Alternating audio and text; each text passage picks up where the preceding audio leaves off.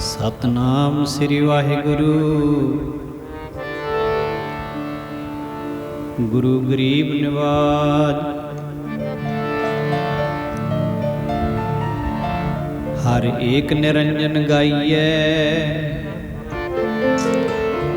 सब अंतर सोई।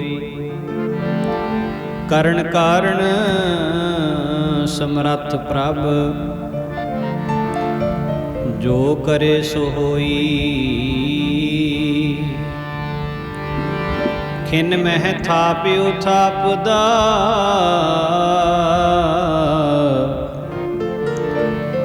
तिस बिन नहीं कोई। खंड ब्रह्मंड पाताल दीप, रव्या सब लोई।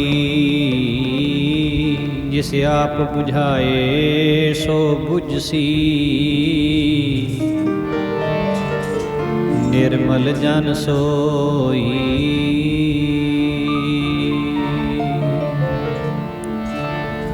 पर उपकारी आए तेरे जन, पर उपकारी आए। पर उपकारी आए जन, पर उपकारी आए। पर उपकारी आए तेरे जन, पर उपकारी आए। पर उपकारी आए तेरे जन, पर उपकारी आए। पर उपकारी आए तेरे जन, पर उपकारी आए। पर उपकारी आए तेरे जन, पर उपकारी आए। पर उपकारी आए, पर उपकारी आए। पर उपकारी आए तेरे जन, पर उपकारी आए। पर उपकारी आए तेरे जन, पर उपकारी आए। पर उपकारी आए तेरे जन, पर उपकारी आए।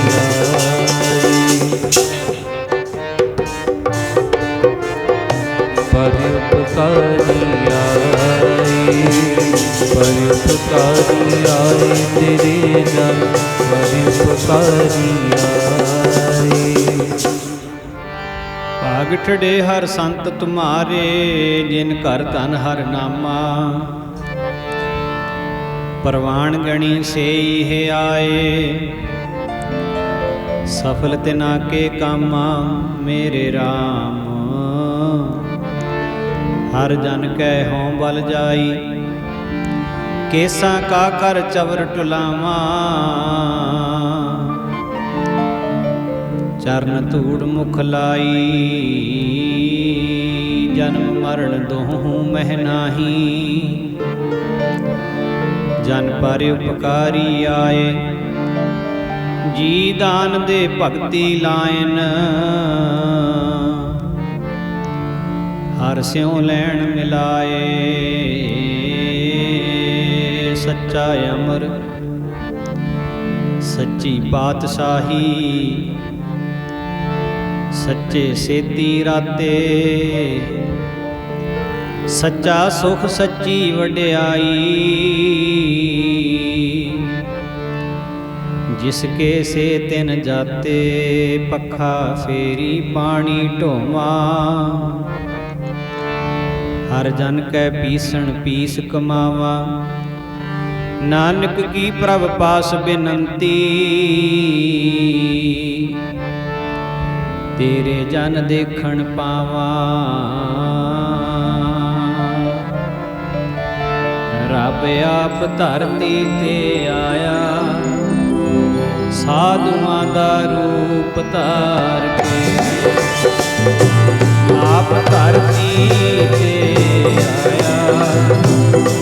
साधुआं दा रूप धार के, आप धरती ते आया।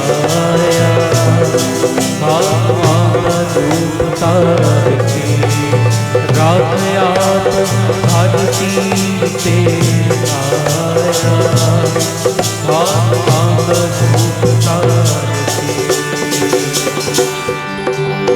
ਕੇ ਤੇ ਆਇਆ ਸਾਧਾਂ ਦਾ ਰੂਪ ਧਾਰ ਕੇ ਰਾਜਿਆ ਤਾਜ ਕੀ ਤੇ ਆਇਆ ਸਾਧਾਂ ਦਾ ਰੂਪ ਧਾਰ ਆਤਮਾ ਦਾ ਜੀ ਰੂਪ ਧਾਰ ਕੇ ਆਤਮਾ ਦਾ ਜੀ ਰੂਪ ਧਾਰ ਕੇ ਆਤਮਾ ਦਾ ਜੀ ਰੂਪ ਧਾਰ ਕੇ ਆਤਮਾ ਦਾ ਜੀ ਰੂਪ ਧਾਰ ਕੇ ਆਤਮਾ ਦਾ ਜੀ ਰੂਪ ਧਾਰ ਕੇ ਆਤਮਾ ਦਾ ਜੀ ਰੂਪ ਧਾਰ ਕੇ ਆਤਮਾ ਦਾ ਜੀ ਰੂਪ ਧਾਰ ਕੇ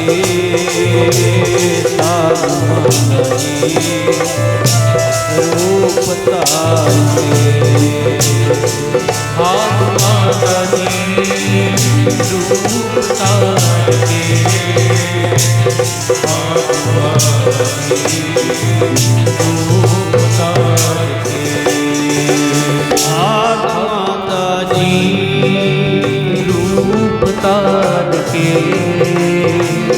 ਆਤਮਾ ਦਾ ਜੀ ਰੂਪ ਧਾਰ ਕੇ ਰੱਬ ਆਪ ਧਰਤੀ ਤੇ ਆਇਆ ਸਾਧੂਆਂ ਦਾ ਰੂਪ ਧਾਰ ਕੇ ਆਪ ਧਰਤੀ ਤੇ ਆਇਆ ਸਾਧੂਆਂ ਦਾ ਰੂਪ ਧਾਰ ਕੇ ਰੱਬ ਆਪ ਧਰਤੀ ਤੇ ਆਇਆ ਸਾਧੂਆਂ ਦਾ ਰੂਪ ਧਾਰ ਕੇ ਰੱਬ ਆਪ ਧਰਤੀ ਤੇ ਆਇਆ ਸਾਧੂਆਂ ਦਾ ਰੂਪ ਧਾਰ ਕੇ ਰੱਬ ਆਪ ਧਰਤੀ ਤੇ ਆਇਆ ਸਾਧੂਆਂ ਦਾ ਰੂਪ ਧਾਰ ਕੇ ਰੱਬ ਆਪ ਧਰਤੀ ਤੇ ਆਇਆ ਸਾਧੂਆਂ ਦਾ ਰੂਪ ਧਾਰ ਕੇ ਸਾਧ ਪਠਾਏ ਆਪ ਹਰ ਹਮ ਤੁਮ ਤੇ ਨਾਹੀ ਦੂਰ ਨਾਨਕ ਭ੍ਰਮ ਭਉ ਮਿਟ ਗਏ ਰਮਣ ਰਾਮ ਭਰਪੂਰ ਪਰਮ ਸਤਿਕਾਰਯੋਗ ਸਤਿਗੁਰੂ ਜੀ ਦੀ ਸਾਜੀ ਅਤੇ ਨਵਾਜੀ ਹੋਈ ਗੁਰੂ ਰੂਪ ਗੁਰੂ ਖਾਲਸਾ ਸਾਧ ਸੰਗਤ ਜੀ ਅਦਬ ਸਤਿਕਾਰ ਸਹਿਤ ਗੁਰਫਤਿਹ ਦੀ ਸਾਂਝ ਪਾਓ ਗੱਜ ਕੇ ਆਖੋ ਜੀ ਵਾਹਿਗੁਰੂ ਜੀ ਕਾ ਖਾਲਸਾ ਵਾਹਿਗੁਰੂ ਜੀ ਕੀ ਫਤਿਹ। ਅਮੋਲਕ ਜੀਵਨ ਦੇ ਅਮੋਲਕ ਸਵਾਸਾਂ ਨੂੰ ਸਤਸੰਗਤ ਦੇ ਵਿੱਚ ਸਫਲਿਆਂ ਕਰ ਰਹੇ ਹੋ। ਹਰ ਜਸ ਸਰਵਣ ਕਰਕੇ ਹਰ ਜਸ ਗਾਇਨ ਕਰਕੇ ਆਪਣੇ ਕੀਮਤੀ ਸਮੇਂ ਨੂੰ ਹੋਰ ਕੀਮਤੀ ਬਣਾ ਰਹੇ ਹੋ। ਆਪ ਜੀ ਪਿਛਲੇ ਕਾਫੀ ਲੰਮੇ ਸਮੇਂ ਤੋਂ ਕਈ ਦੀਵਾਨਾਂ ਦੇ ਵਿੱਚ ਆਪ ਜੀ ਨੇ ਮਹਾਨ ਮਹਾਂਪੁਰਸ਼ਾਂ ਦੇ ਪਵਿੱਤਰ ਜੀਵਨਾਂ ਦੀ ਵਿਚਾਰ ਸਰਵਣ ਕੀਤੀ ਹੈ। ਬੜੇ ਪਿਆਰ ਦੇ ਨਾਲ, ਬੜੀ ਸ਼ਰਧਾ ਦੇ ਨਾਲ, ਬੜੀ ਭਾਵਨਾ ਦੇ ਨਾਲ ਆਪ ਜੀ ਸਤਸੰਗ ਦੇ ਵਿੱਚ ਆਪਣੇ ਸਮੇਂ ਨੂੰ ਸਫਲਿਆਂ ਕਰਦੇ ਹੋ। ਅੱਜ ਜਿਨ੍ਹਾਂ ਮਹਾਂਪੁਰਸ਼ਾਂ ਦੇ ਜੀਵਨ ਦੀ ਆਪਾਂ ਵਿਚਾਰ ਕਰਨੀ ਹੈ, ਸ੍ਰੀ ਗੁਰੂ ਗ੍ਰੰਥ ਸਾਹਿਬ ਮਹਾਰਾਜ ਸੱਚੇ ਪਾਤਸ਼ਾਹ ਜੀਆਂ ਦੇ ਪਵਿੱਤਰ ਸਰੂਪ ਦੇ ਵਿੱਚ ਉਹਨਾਂ ਦੀ ਬਾਣੀ, ਸਮੂਹ ਭਗਤ ਸਾਹਿਬਾਨਾਂ ਦੀ ਬਾਣੀ ਦੇ ਵਿੱਚ ਸਭ ਤੋਂ ਵਧੇਰੇ ਹੈ। ਕਾਸ਼ੀ ਬਨਾਰਸ ਦੀ ਧਰਤੀ ਤੇ ਜਿਨ੍ਹਾਂ ਦਾ ਆਗਮਨ ਹੋਇਆ, ਧੰਨ ਧੰਨ ਭਗਤ ਕਬੀਰ ਸਾਹਿਬ ਜੀ ਮਹਾਰਾਜ, ਮਹਾਨ ਪਰਉਪਕਾਰੀ ਔਰ ਸਮੇਂ ਦੇ ਜਾਤੀ ਪ੍ਰਥਾ ਦੇ ਜਿਹੜੇ ਹੰਕਾਰੇ ਹੋਏ ਲੋਕ ਸਨ, ਉਹਨਾਂ ਦੇ ਨਾਲ ਔਰ ਮਜ਼ਹਬੀ ਕੱਟੜਪੰਥੀ ਲੋਕ ਸਨ ਜਿਹੜੇ, ਉਹਨਾਂ ਦੇ ਨਾਲ ਜਿਨ੍ਹਾਂ ਨੇ ਡਟ ਕੇ ਮੱਥਾ ਲਾਇਆ ਔਰ ਜੋ ਉਹਨਾਂ ਦੇ ਖਿਆਲਾਤ ਸਨ ਉਹਨਾਂ ਦੇ ਸੰਬੰਧ ਦੇ ਵਿੱਚ ਡਟ ਕੇ ਆਪਣੀ ਬਾਣੀ ਦੇ ਵਿੱਚ ਉਹਨਾਂ ਦੇ ਨਾਲ ਵਿਚਾਰ ਚਰਚਾ ਕੀਤੀ। ਔਰ ਜਿਹੜਾ ਵੀ ਉਹਨਾਂ ਦੇ ਅੱਗੇ ਅੜਿਆ ਉਹਨੂੰ ਨਿਰੁੱਤਰ ਹੋਣਾ ਪਿਆ, ਕਿਉਂਕਿ ਜੋ ਝੂਠ ਹੈ ਉਸ ਨੂੰ ਕਿੰਨਾ ਵੀ ਪੋਲਿਸ਼ ਕੀਤਾ ਹੋਵੇ, ਉਹਨੂੰ ਕਿੰਨਾ ਵੀ ਸ਼ਿੰਗਾਰਿਆ ਹੋਵੇ, ਝੂਠ ਝੂਠ ਹੀ ਰਹਿੰਦਾ ਹੈ। ਤੇ ਸੱਚ ਹੈ ਜਿਹੜਾ, ਉਹ ਕਿੰਨਾ ਵੀ ਛੁਪਿਆ ਹੋਇਆ ਹੋਵੇ, ਕਿੰਨਾ ਵੀ ਲੁਕਿਆ ਹੋਇਆ ਹੋਵੇ, ਸੱਚ ਅਖੀਰ ਨਿਖਰ ਕੇ ਬਾਹਰ ਆ ਜਾਂਦਾ ਹੈ। ਭਗਤ ਕਬੀਰ ਸਾਹਿਬ ਜੀ ਦੇ ਜੀਵਨ ਦੀ ਵਿਚਾਰ ਆਪਾਂ ਅੱਜ ਸ਼ੁਰੂ ਕਰ ਰਹੇ ਹਾਂ, ਜਿਨ੍ਹਾਂ ਦੇ ਜਨਮ ਸੰਬੰਧੀ ਇਤਿਹਾਸ ਦੇ ਵਿੱਚ ਜ਼ਿਕਰ ਆਉਂਦਾ ਵੀ ਜੇਠ ਦੀ ਪੂਰਨਮਾਸ਼ੀ, ਜੇਠ ਮਹੀਨੇ ਦੀ ਪੂਰਨਮਾਸ਼ੀ ਤੇ ਬਿਕਰਮੀ ਸੰਮਤ 1455 ਕਾਸ਼ੀ ਬਨਾਰਸ ਦੀ ਧਰਤੀ ਹੈ। ਪਿਤਾ ਦਾ ਨਾਮ ਹੈ ਨੀਰੂ ਤੇ ਮਾਤਾ ਦਾ ਨਾਮ ਹੈ ਨੀਮਾ। ਇਸ ਤਰ੍ਹਾਂ ਵੀ ਵਿਚਾਰ ਆਉਂਦਾ ਹੈ ਵੀ ਪਿਤਾ ਨੀਰੂ ਤੇ ਮਾਤਾ ਨੀਮਾ, ਇਹਨਾਂ ਨੂੰ ਭਗਤ ਕਬੀਰ ਸਾਹਿਬ ਜੀ ਮਹਾਰਾਜ ਗੰਗਾ ਦੇ ਤੱਟ ਦੇ ਉੱਤੇ ਮਿਲੇ ਸਨ। ਇਸ ਤਰ੍ਹਾਂ ਵੀ ਲਿਖਤ ਵਿੱਚ ਆਉਂਦਾ ਹੈ। ਮਾਤਾ ਪਿਤਾ ਨੀਰੂ ਜੀ ਤੇ ਨੀਮਾ ਨੇ ਇਹਨਾਂ ਦੀ ਬੜੇ ਪਿਆਰ ਦੇ ਨਾਲ ਪਾਲਣਾ ਪੋਸ਼ਣਾ ਕੀਤੀ ਹੈ ਔਰ ਬਚਪਨ ਤੋਂ ਹੀ ਜਿਹੜਾ ਇਹਨਾਂ ਦਾ ਜੀਵਨ ਸੀ ਉਹ ਬਹੁਤ ਇੱਕ ਵਿਲੱਖਣ ਜੀਵਨ ਸੀ ਇਹਨਾਂ ਦਾ। 8 ਸਾਲ ਦੀ ਉਮਰ ਦੇ ਵਿੱਚ ਸਭ ਤੋਂ ਪਹਿਲਾ ਕੌਤਕ ਜਿਹੜਾ ਇਹਨਾਂ ਦੇ ਜੀਵਨ ਦੇ ਵਿੱਚ ਹੋਇਆ, ਜਿੱਥੋਂ ਇਹਨਾਂ ਦੀ ਵਡਿਆਈ ਪ੍ਰਗਟ ਹੋਣੀ ਸ਼ੁਰੂ ਹੋਈ। ਇੱਕ ਬਿਰਧ ਮਾਈ ਜਿਹਨੂੰ ਪਿਛਲੇ ਕਾਫੀ ਸਮੇਂ ਤੋਂ ਅੱਖਾਂ ਦੀ ਰੌਸ਼ਨੀ ਉਹਦੀ ਖਤਮ ਹੋ ਚੁੱਕੀ ਸੀ, 12-15 ਸਾਲ ਤੋਂ ਅੱਖਾਂ ਤੋਂ ਬਿਲਕੁਲ ਉਹਨੂੰ ਦਿਸਣੋਂ ਬੰਦ ਹੋ ਚੁੱਕਿਆ ਸੀ। ਕਬੀਰ ਸਾਹਿਬ ਮਹਾਰਾਜ ਆਪਣੇ ਧਿਆਨ ਦੇ ਵਿੱਚ ਨੀਵੀਂ ਪਾ ਕੇ ਤੁਰੇ ਜਾ ਰਹੇ ਸੀ ਤੇ ਉਧਰੋਂ ਉਹ ਮਾਤਾ ਆ ਰਹੀ ਸੀ ਤੇ ਉਸ ਬਿਰਧ ਮਾਤਾ ਦੇ ਨਾਲ ਕਬੀਰ ਸਾਹਿਬ ਮਹਾਰਾਜ ਜੀ ਟਕਰਾ ਜਾਂਦੇ ਆ। ਉਸ ਵੇਲੇ ਇੱਕ ਐਸੀ ਖੇਡ ਵਰਤਦੀ ਹੈ ਅਕਾਲ ਪੁਰਖ ਵਾਹਿਗੁਰੂ ਵੱਲੋਂ। ਕਬੀਰ ਸਾਹਿਬ ਮਹਾਰਾਜ ਤੇ ਉਸ ਮਾਤਾ ਕੋਲੋਂ ਖਿਮਾ ਮੰਗਦੇ ਆ, ਮਾਫੀ ਮੰਗਦੇ ਆ,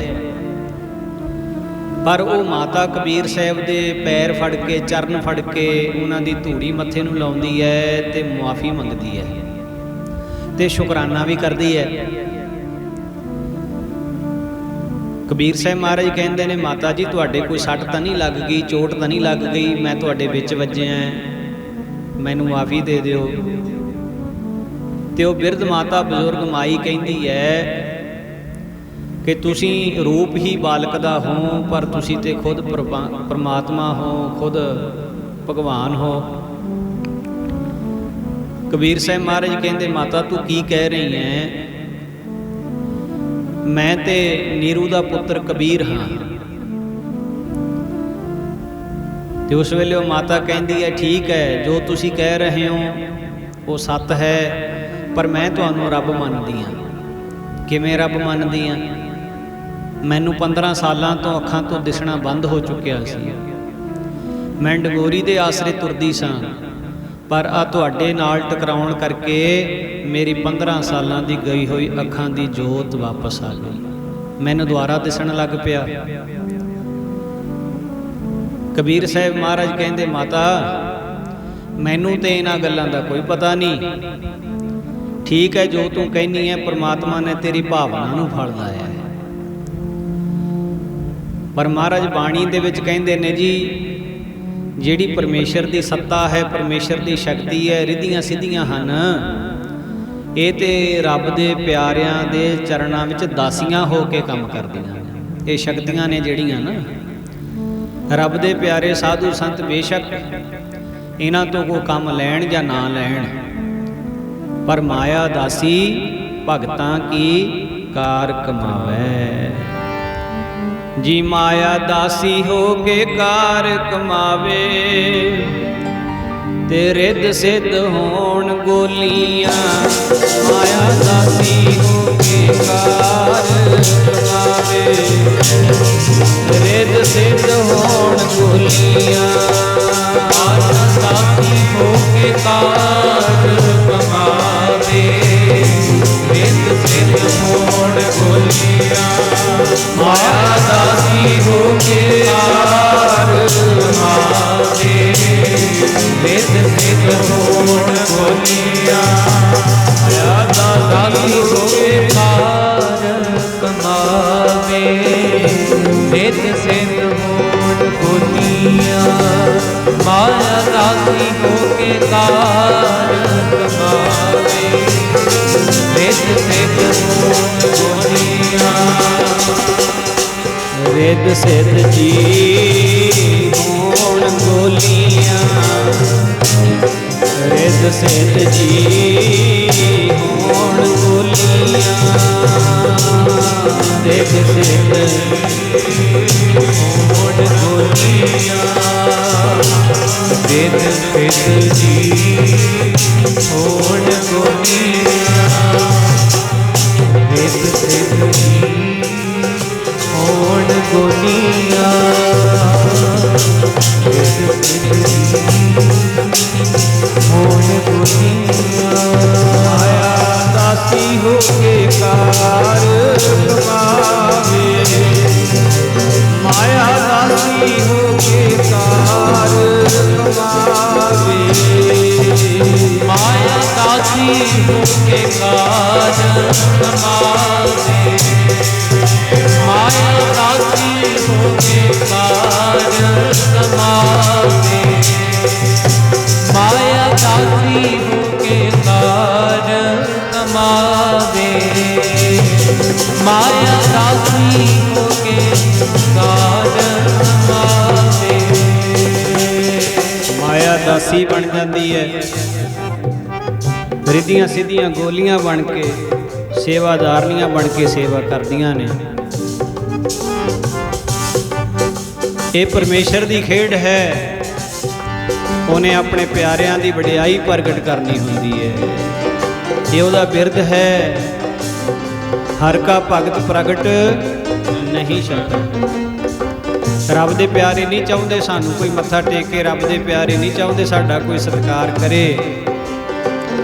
ਰੱਬ ਦੇ ਪਿਆਰੇ ਸੰਤ ਜਨ ਨਹੀਂ ਚਾਹੁੰਦੇ ਸਾਨੂੰ ਕੋਈ ਪੂਜੇ ਨਮਸਕਾਰਾਂ ਕਰੇ। ਪਰ ਇਹ ਪਰਮੇਸ਼ਰ ਦੀ ਵਡਿਆਈ ਹੈ। ਇਹ ਉਹਦਾ ਬਿਰਧ ਹੈ। ਭਗਤਾਂ ਦੀ ਵਡਿਆਈ ਪ੍ਰਗਟ ਕਰਦਾ ਪ੍ਰਗਟ ਕਰਦਾ। ਭਗਤਾਂ ਦੀ ਵਡਿਆਈ ਪ੍ਰਗਟ ਕਰਦਾ ਪ੍ਰਗਟ ਕਰਦਾ। ਭਗਤਾਂ ਦੀ ਵਡਿਆਈ ਪ੍ਰਗਟ ਕਰਦਾ ਪ੍ਰਗਟ ਕਰਦਾ। ਆਪਣੇ ਭਗਤਾਂ ਦੀ ਵਡਿਆਈ ਪ੍ਰਗਟ ਕਰਦਾ ਪ੍ਰਗਟ ਕਰਦਾ। ਆਪਣੇ ਭਗਤਾਂ ਦੀ ਵਡਿਆਈ ਪ੍ਰਗਟ ਕਰਦਾ ਪ੍ਰਗਟ ਕਰਦਾ। ਭਗਤਾਂ ਦੀ ਵਡਿਆਈ ਪ੍ਰਗਟ ਕਰਦਾ ਪ੍ਰਗਟ ਕਰਦਾ। ਆਪਣੇ ਭਗਤਾਂ ਦੀ ਵਡਿਆਈ ਪ੍ਰਗਟ ਕਰਦਾ ਪ੍ਰਗਟ ਕਰਦਾ। ਭਗਤਾਂ ਦੀ ਵਡਿਆਈ ਪ੍ਰਗਟ ਕਰਦਾ ਪ੍ਰਗਟ ਕਰਦਾ। ਭਗਤਾਂ ਦੀ ਵਡਿਆਈ ਪ੍ਰਗਟ ਕਰਦਾ ਪ੍ਰਗਟ ਕਰਦਾ। ਭਗਤਾਂ ਦੀ ਵਡਿਆਈ ਪ੍ਰਗਟ ਕਰਦਾ ਪ੍ਰਗਟ ਕਰਦਾ। ਆਪਣੇ ਭਗਤਾਂ ਦੀ ਵਡਿਆਈ ਪ੍ਰਗਟ ਕਰਦਾ ਪ੍ਰਗਟ ਕਰਦਾ। ਭਗਤਾਂ ਦੀ ਵਡਿਆਈ ਪ੍ਰਗਟ ਕਰਦਾ ਪ੍ਰਗਟ ਕਰਦਾ। ਆਪਣੇ ਪਿਆਰਿਆਂ ਦੀ ਵਡਿਆਈ ਉਹ ਪ੍ਰਗਟ ਕਰਦਾ ਹੈ ਜੀ। ਭਾਵੇਂ ਸੰਤ ਜਨ ਸਾਧੂ ਜਨ ਮਹਾਂਪੁਰਖ ਨਹੀਂ ਚਾਹੁੰਦੇ ਹੁੰਦੇ ਸਾਡਾ ਕੋਈ ਸਤਿਕਾਰ ਕਰੇ, ਸਾਨੂੰ ਕੋਈ ਮੱਥਾ ਟੇਕੇ, ਸਾਨੂੰ ਕੋਈ ਪੂਜੇ, ਪਰ ਸ੍ਰੀ ਅਕਾਲ ਪੁਰਖ ਵਾਹਿਗੁਰੂ ਜੀ ਆਪਣੇ ਪਿਆਰਿਆਂ ਦੀ ਪੂਜਾ ਕਰਵਾ ਦਿੰਦੇ ਨੇ। ਇਹ ਪਹਿਲੀ ਘਟਨਾ ਸੀ ਕਬੀਰ ਸਾਹਿਬ ਜੀ ਦੇ ਜੀਵਨ ਦੀ। ਕਬੀਰ ਸਾਹਿਬ ਜੀ ਦੇ ਆਂਢ ਗੁਆਂਢ ਆਲੇ ਦੁਆਲੇ ਸਾਰੀ ਇਸ ਘਟਨਾ ਦਾ ਬੜਾ ਜ਼ਿਕਰ ਹੋਇਆ, ਪਰ ਭਾਵਨਾ ਵੀ ਉਹਦੀ ਹੀ ਬਣਦੀ ਹੁੰਦੀ ਹੈ ਜਿਹਦੀ ਪਰਮੇਸ਼ਰ ਬਣਾ ਦੇਵੇ। ਭਾਵਨਾ ਵੀ ਉਦਾਂ ਬਣਦੀ ਨਹੀਂ ਹੁੰਦੀ। ਮਾਤਾ ਪਿਤਾ ਵਾਸਤੇ ਉਹਨਾਂ ਦੇ ਉਹ ਪੁੱਤਰ ਹੀ ਸਨ ਆਂਢ ਗੁਆਂਢ ਵਾਸਤੇ ਇੱਕ ਸਧਾਰਨ ਬਾਲਕ, ਪਰ ਸ਼ਰਧਾਵਾਨਾਂ ਵਾਸਤੇ ਉਹ ਭਗਵਾਨ ਰੂਪ ਬਣ ਚੁੱਕੇ ਸਨ। ਹੁਣ ਬਚਪਨ ਦੇ ਵਿੱਚ ਹੀ ਕਬੀਰ ਸਾਹਿਬ ਮਹਾਰਾਜ ਜੀਆਂ ਦੇ ਪਿਤਾ ਜੀ ਨੇ ਆਪਣੇ ਸ਼ਰੀਕੇ ਭਾਈਚਾਰੇ ਦੇ ਕਹਿਣ ਤੇ ਜੋ ਮਰਿਆਦਾ ਸੀ, ਜੋ ਰੀਤ ਸੀ, ਸੁੰਨਤ ਕਰਨੀ ਸੀ ਜੀ। ਇਸਲਾਮ ਦੇ ਵਿੱਚ ਇਹ ਮਰਿਆਦਾ ਸ਼ਰ੍ਹਾ ਹੈ। ਬੱਚੇ ਦੀ, ਲੜਕੇ ਦੀ ਸੁੰਨਤ ਕੀਤੀ ਜਾਂਦੀ ਹੈ। ਭਾਈਚਾਰਾ ਸੱਦਿਆ ਗਿਆ, ਕੁਟੁੰਬ ਦੇ ਲੋਕੀ ਇਕੱਠੇ ਹੋਏ, ਕਾਜੀ ਸਾਹਿਬ ਨੂੰ ਵੀ ਸੱਦਿਆ ਗਿਆ ਤੇ ਕਬੀਰ ਸਾਹਿਬ ਮਹਾਰਾਜ ਜੀ ਉਸ ਵੇਲੇ ਕਾਜੀ ਨੂੰ ਕਹਿੰਦੇ ਨੇ, ਮੇਰੇ ਸਵਾਲ ਦਾ ਜਵਾਬ ਦਿਓ। ਕਹਿੰਦੇ ਕੀ? ਕਹਿੰਦੇ ਇਹ ਜਿਹੜੀ ਤੁਸੀਂ ਮਰਿਆਦਾ ਬਣਾਈ ਹੋਈ ਹੈ ਸੁੰਨਤ ਕਰਨ ਦੀ, ਕੀ ਇਹ ਅੱਲਾਹ ਤਾਲਾ ਨੇ ਬਣਾਈ ਹੈ? ਕਹਿੰਦੇ ਹਾਂ, ਇਹ ਸ਼ਰ੍ਹਾ ਦੀ ਜਿਹੜੀ ਰੀਤ ਹੈ ਇਹ ਅੱਲਾਹ ਨੇ ਬਣਾਈ ਹੈ। ਤੇ ਕਬੀਰ ਸਾਹਿਬ ਜੀ ਕਹਿੰਦੇ ਨੇ, ਫਿਰ ਜੇ ਜਿਹੜਾ ਮਰਦ ਹੈ ਉਹਦੀ ਤੁਸੀਂ ਸੁੰਨਤ ਕਰ ਦਿੰਦੇ ਹੋ ਤੇ ਫਿਰ ਇਸ ਦਾ ਮਤਲਬ ਇਹ ਹੈ ਵੀ ਅੱਲਾ ਦੀ ਬਾਰਗਾਹ ਦੇ ਵਿੱਚ ਉਹੀ ਜਾਏਗਾ ਜਿਹਦੀ ਸੁੰਨਤ ਹੋਈ ਹੋਏਗੀ? ਕਹਿੰਦੇ ਹਾਂ। ਕਹਿੰਦੇ ਫਿਰ ਔਰਤ ਉਹਦੀ ਬਾਰਗਾਹ ਦੇ ਵਿੱਚ ਨਹੀਂ ਜਾਏਗੀ, ਉਹਦੀ ਬਣਾਈ ਹੋਈ ਨਹੀਂ ਹੈ। ਤੇ ਜੇ ਅੱਲਾ ਨੂੰ ਸੁੰਨਤ ਪ੍ਰਵਾਨ ਹੈ ਤੇ ਫਿਰ ਅੱਲਾ ਨੇ ਪਹਿਲਾਂ ਹੀ ਸੰਸਾਰ ਤੇ ਭੇਜਣ ਤੋਂ ਉਹਨੇ ਸੁੰਨਤ ਕਰਕੇ ਹੀ ਭੇਜਣਾ ਸੀ। ਸਵਾਲ ਕੀਤਾ, ਕਹਿੰਦੇ ਤੁਸੀਂ ਫਰਕ ਕਰਦੇ ਹੋ ਨਾ ਵੀ ਇਹ ਹਿੰਦੂ ਹੈ, ਇਹ ਸੁੰਨਤ ਹੋਈ ਹੈ, ਤੇ ਇਹ ਮੁਸਲਮਾਨ ਹੈ। ਹਿੰਦੂ ਜਿਹੜਾ ਹੈ ਇਹਨੇ ਜਨੇਊ ਧਾਰਨ ਕੀਤਾ ਹੋਇਆ, ਉਹਨਾਂ ਦੀ ਇਹ ਮਰਿਆਦਾ ਹੈ। ਪਰ ਕਬੀਰ ਸਾਹਿਬ ਕਹਿੰਦੇ, ਮੈਨੂੰ ਇੱਕ ਗੱਲ ਦਾ ਜਵਾਬ ਦੇਣਾ ਕਰ ਐ ਕਾਜੀ। ਕਾਜੀ ਤੇ ਕਵਣ ਕਤੇਬ ਬਖਾਨੀ, ਪੜਤ ਗੁਣਤ ਐਸੇ ਸਭ ਮਾਰੇ, ਕਿਨਹੂ ਖਬਰ ਨਾ ਜਾਨੀ। किन एह राह चलाई जी, हिंदू तुर्क कहाँ ते आए। किन एह राह चलाई, हिंदू तुर्क कहाँ ते आए। किन एह राह चलाई जी, हिंदू तुर्क कहाँ ते आए। किन एह राह चलाई जी, तुर्क कहाँ ते आए। हिंदू तुर्क कहाँ से आए, किन्हें रात लाई जी। हिंदू तुर्क कहाँ से आए, हिंदू तुर्क कहाँ से आए। हिंदू तुर्क कहाँ से आए। हिंदू तुर्क कहाँ से आए। हिंदू तुर्क कहाँ से आए। हिंदू तुर्क कहाँ से आए। हिंदू तुर्क कहाँ से आए। हिंदू तुर्क कहाँ से आए। हिंदू तुर्क कहाँ से आए। हिंदू तुर्क कहाँ से आए। हिंदू तुर्क कहाँ से आए। हिंदू तुर्क कहाँ से आए। हिंदू तुर्क कहाँ से आए। किन राह चलाई जी, हिंदू तुर्क कहाँ से आए। किन राह चलाई जी, हिंदू तुर्क कहाँ से आए। किन राह चलाई जी, हिंदू तुर्क कहाँ से आए। किन राह चलाई जी, हिंदू तुर्क कहाँ से आए। किन राह चलाई जी, हिंदू तुर्क कहाँ से आए। किन राह चलाई जी, हिंदू तुर्क कहाँ से आए। कहते जी कबीर साहब जियां ने तकरीबन 8 साल की उम्र है, बचपन दे विच ये शब्द उच्चारण किया सी, हिंदू तुर्क कहाँ ते आए, किने राह चलाई।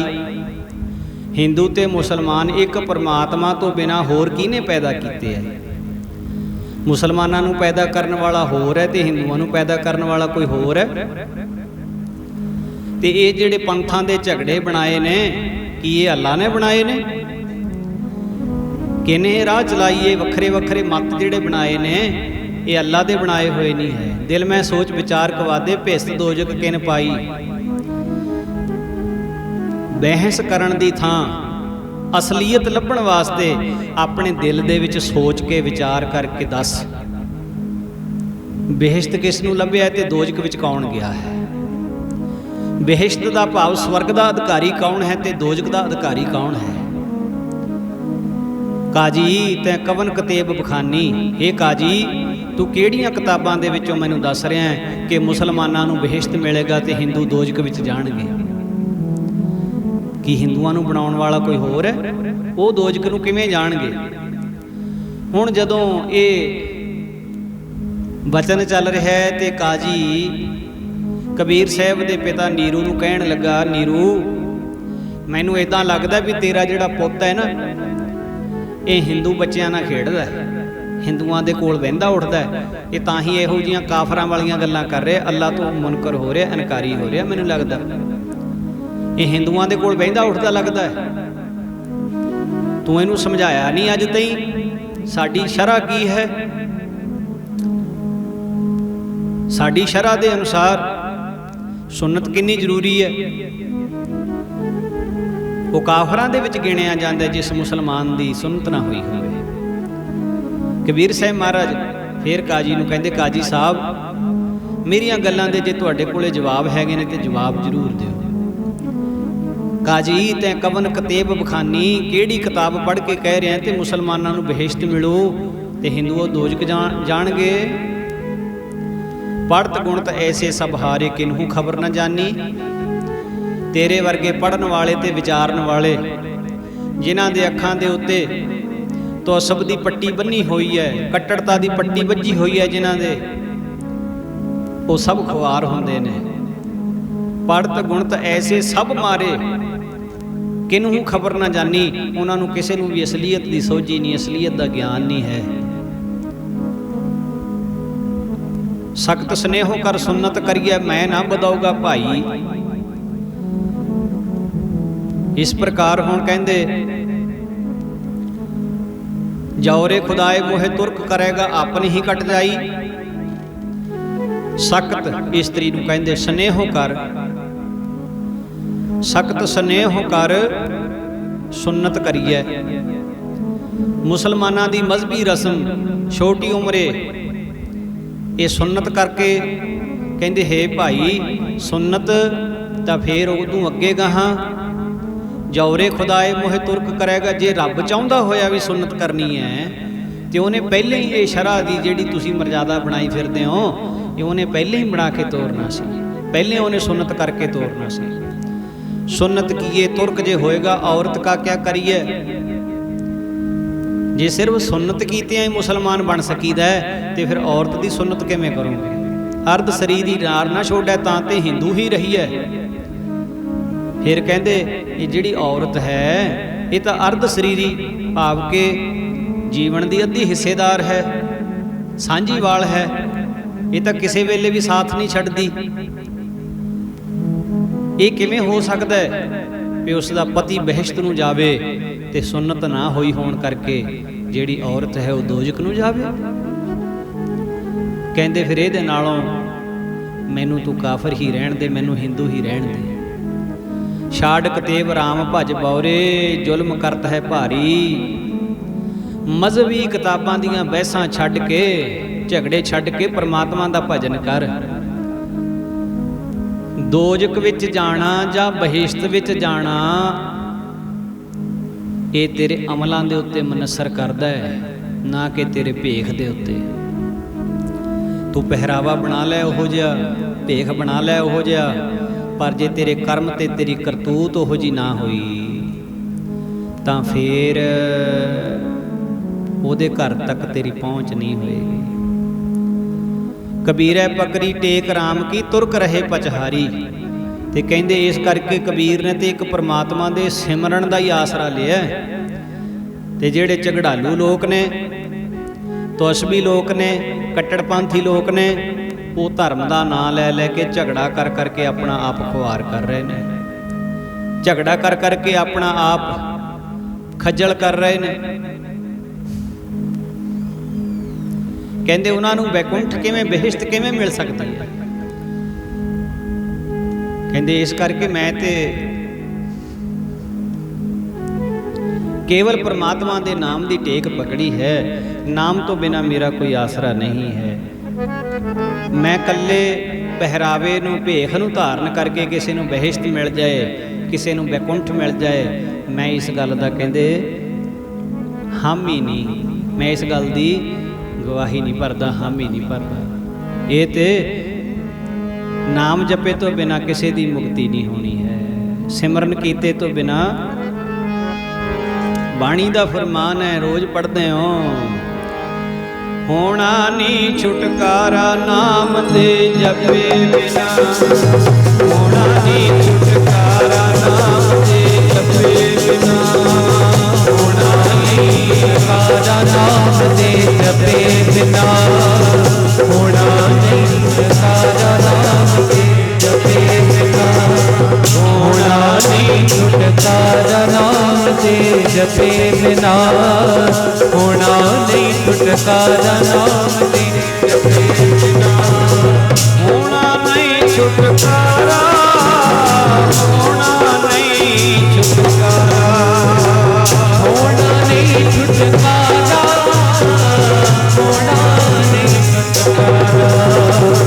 ਹੋਣਾ ਨਹੀਂ ਛੁਟਕਾਰਾ,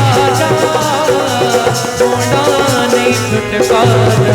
ਹਾਂਜੀ, ਹੋਣਾ ਨਹੀਂ ਛੁਟਕਾਰਾ ਨਾਮ ਦੇ ਜਪੇ ਬਿਨਾ, ਹੋਣਾ ਨਹੀਂ ਛੁਟਕਾਰਾ ਨਾਮ ਦੇ ਜਪੇ ਬਿਨਾ, ਹੋਣਾ ਨਹੀਂ ਛੁਟਕਾਰਾ ਨਾਮ ਦੇ ਜਪੇ ਬਿਨਾ, ਹੋਣਾ ਨਹੀਂ ਛੁਟਕਾਰਾ ਨਾਮ ਦੇ ਜਪੇ ਬਿਨਾ, ਹੋਣਾ ਨਹੀਂ ਛੁਟਕਾਰਾ ਨਾਮ ਦੇ ਜਪੇ ਬਿਨਾ, ਹੋਣਾ ਨਹੀਂ ਛੁਟਕਾਰਾ ਨਾਮ ਦੇ ਜਪੇ ਬਿਨਾ।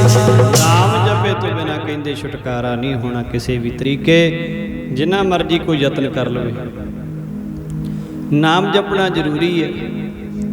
ਤੋ ਇਸ ਪ੍ਰਕਾਰ ਸਾਧ ਸੰਗਤ ਜੀ, ਕਬੀਰ ਸਾਹਿਬ ਮਹਾਰਾਜ ਜੀ ਉਸ ਕਾਜੀ ਨੂੰ ਸਮਝਾਉਂਦੇ ਹੈ, ਪਰ ਉਹ ਕਾਜੀ ਮੰਨਣ ਵਿੱਚ ਨਹੀਂ ਆ ਰਿਹਾ। ਉਹ ਕਹਿੰਦਾ ਬੱਚੇ ਤੇ ਐਵੇਂ ਦੀਆਂ ਗੱਲਾਂ ਕਰਦੇ ਹੁੰਦੇ ਐ, ਆਪਾਂ ਜ਼ਬਰਦਸਤੀ ਸੁਨਤ ਕਰ ਦਿਆਂਗੇ। ਬਾਕੀ ਵੀ ਸਾਰਿਆਂ ਨੇ ਹਾਮੀ ਭਰੀ, ਤੇ ਹੁਣ ਇਸਲਾਮ ਦਾ ਰਾਜ ਸੀ ਤੇ ਕਾਜ਼ੀਆਂ ਦੇ ਅੱਗੇ ਕੋਈ ਬੋਲ ਨਹੀਂ ਸੀ ਸਕਦਾ। ਤੇ ਕਾਜੀ ਸਾਹਿਬ ਜਿਸ ਵੇਲੇ ਕਬੀਰ ਸਾਹਿਬ ਮਹਾਰਾਜ ਦੀ ਜ਼ਬਰਦਸਤੀ ਸੁਨਤ ਲੱਗੇ ਕਰਨ, ਤੇ ਉਸ ਵੇਲੇ ਨਿਰੰਕਾਰ ਨੇ, ਭਗਵਾਨ ਨੇ ਇੱਕ ਐਸੀ ਖੇਡ ਵਰਤਾਈ ਕਿ ਕਬੀਰ ਸਾਹਿਬ ਜੀਆਂ ਦਾ ਸਰੀਰ ਕਾਜੀ ਦੇ ਹੱਥ ਵਿੱਚ ਨਾ, ਕੇਵਲ ਹੁਣ ਦਿਸਦੇ ਐ ਬੈਠੇ, ਪਰ ਜਦੋਂ ਅੱਗੇ ਹੱਥ ਕਰਦਾ ਹੈ ਤਾਂ ਕਬੀਰ ਸਾਹਿਬ ਜੀਆਂ ਨੂੰ ਹੱਥ ਲੱਗ ਨਹੀਂ ਰਿਹਾ। ਐਦਾਂ ਲੱਗਦਾ ਜਿਵੇਂ ਹਵਾ ਦੇ ਵਿੱਚ ਹੀ ਹੱਥ ਘੁੰਮ ਰਿਹਾ। ਕਬੀਰ ਸਾਹਿਬ ਬੈਠੇ ਮੁਸਕਰਾ ਰਹੇ ਆ, ਤੇ ਜਿਹੜੇ ਰਿਸ਼ਤੇਦਾਰ, ਸਾਕ ਸੰਬੰਧੀ, ਕੁਟੰਬ ਵਾਲੇ ਇਕੱਠੇ ਹੋਏ ਨੇ, ਉਹ ਕਹਿੰਦੇ ਨੇ ਕਾਜੀ ਸਾਹਿਬ ਸਾਹਮਣੇ ਤੇ ਕਬੀਰ ਬੈਠਾ ਤੁਹਾਡੇ। ਉਹ ਕਹਿੰਦਾ ਨਹੀਂ, ਮੇਰੇ ਤੇ ਹੱਥ ਨਹੀਂ ਆ ਰਿਹਾ। ਇਹ ਪਰਮੇਸ਼ਰ ਨੇ ਐਸੀ ਕਲਾ ਵਰਤਾਈ ਬਈ ਉਸ ਕਾਜੀ ਦੇ ਮਨਸੂਬੇ ਪੂਰੇ ਨਾ ਹੋ ਸਕੇ, ਤੇ ਕਬੀਰ ਸਾਹਿਬ ਜੀ ਦੀ ਸੁਨਤ ਨਾ ਕਰ ਸਕਿਆ। ਹੁਣ ਸਮਾਂ ਬੀਤਦਾ ਗਿਆ। ਗੁਰਮੁਖ ਪਿਆਰਿਓ, ਇੱਕ ਦਿਨ ਐਸਾ ਆਇਆ, ਕਬੀਰ ਸਾਹਿਬ ਮਹਾਰਾਜ ਜੀ ਮੰਜੇ ਦੇ ਉੱਤੇ ਲੰਮੇ ਪਏ ਨੇ। ਥੋੜੇ ਥੋੜੇ ਚਿਰ ਬਾਅਦ ਇੱਕ ਹੌਕਾ ਜਿਹਾ ਆਉਂਦਾ ਹੈ, ਤੇ ਉਸ ਹੌਕੇ ਤੋਂ ਬਾਅਦ ਕਹਿੰਦੇ ਨੇ ਹੇ ਰਾਮ ਜੀ। ਥੋੜੇ ਚਿਰ ਬਾਅਦ ਫਿਰ ਹੌਕਾ ਲੈਂਦੇ ਨੇ, ਹੇ ਰਾਮ ਜੀ ਕਹਿੰਦੇ ਨੇ। ਭਗਤ ਜੀ ਦੇ ਮਾਤਾ ਜੀ ਨੀਮਾ ਜੀ ਨੂੰ ਫਿਕਰ ਪੈ ਗਿਆ ਤੇ ਪਤਾ ਨਹੀਂ ਮੇਰੇ ਪੁੱਤਰ ਨੂੰ ਕੋਈ ਦੁੱਖ ਹੈ, ਕੋਈ ਤਕਲੀਫ ਹੈ। ਵੈਦ ਜੀ ਨੂੰ ਸੱਦਿਆ। ਵੈਦ ਜੀ ਪੰਡਿਤ ਸਨ, ਹਿੰਦੂ ਸਨ, ਔਰ ਉਹ ਵੀ ਆਪਣੇ ਮਜ਼ਹਬ ਦੇ ਬੜੇ ਪੱਕੇ ਸਨ, ਧਰਮ ਦੀ ਮਰਜ਼ਾਦਾ ਦੇ ਬੜੇ ਪੱਕੇ ਸਨ। ਪਰ ਇਸਲਾਮਿਕ ਰਾਜ ਹੋਣ ਕਰਕੇ ਵੈਦ ਲੋਕਾਂ ਨੂੰ ਇਹ ਗੱਲ ਕਹੀ ਹੋਈ ਸੀ ਰਾਜੇ ਵੱਲੋਂ ਵੀ ਜੇ ਕਿਸੇ ਮੁਸਲਮਾਨ ਦੇ ਘਰੇ ਕਿਸੇ ਬੱਚੇ ਨੂੰ, ਕਿਸੇ ਬਿਰਧ ਨੂੰ, ਕਿਸੇ ਬਿਮਾਰ ਨੂੰ ਦਵਾਈ ਦੇਣ ਜਾਣਾ ਪਵੇ ਤੇ ਜਿਹੜਾ ਵੈਦ ਇਨਕਾਰ ਕਰੇ, ਨਾ ਕਰੇ ਤੇ ਦਵਾਈ ਦੇਣ ਜਾਵੇ ਨਾ, ਮਜ਼ਹਬ ਦਾ ਫਰਕ ਕਰੇ, ਵਿਤਕਰਾ ਕਰੇ, ਉਹਨੂੰ ਸੂਲੀ ਚਾੜ ਦਿੱਤਾ ਜਾਏਗਾ। ਹੁਣ ਡਰਦਾ ਮਾਰਾ ਉਹ ਵੈਦ